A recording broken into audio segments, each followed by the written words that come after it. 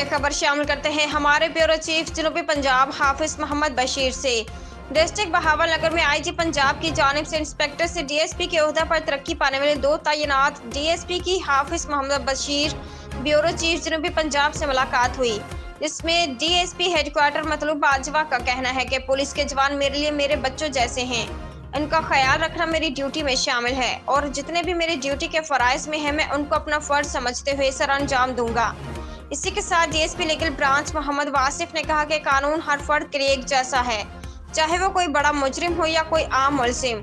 जो कानून के दायरे कार में एक्ट के तहत कानून लागू है उस पर अमल दरामद किया जाएगा। हाफिज मोहम्मद ब्यूरो चीफ पंजाब के साथ चिश्तिया प्रेस क्लब चिश्तिया के अहदेदारान, जिनमें नायब सदर जाहिद हुसैन हाशमी, फाइनेंस सेक्रेटरी मोहम्मद बिलाल और अब्दुल हनान ब्यूरो चीफ गुजरावाला भी हमरा थे। गुफ्तगू बड़े खुशगवार मूड में होती रही और नेक तमन्नाओं का इजहार ख्याल भी किया और उन्होंने कहा कि हमने अपनी सर्विस के कभी से ज्यादा नहीं की, हर काम को एहसन तरीके से मेरिट पर किया। हाफिज मोहम्मद बशीर ब्यूरो चीफ जनूबी पंजाब JN न्यूज़।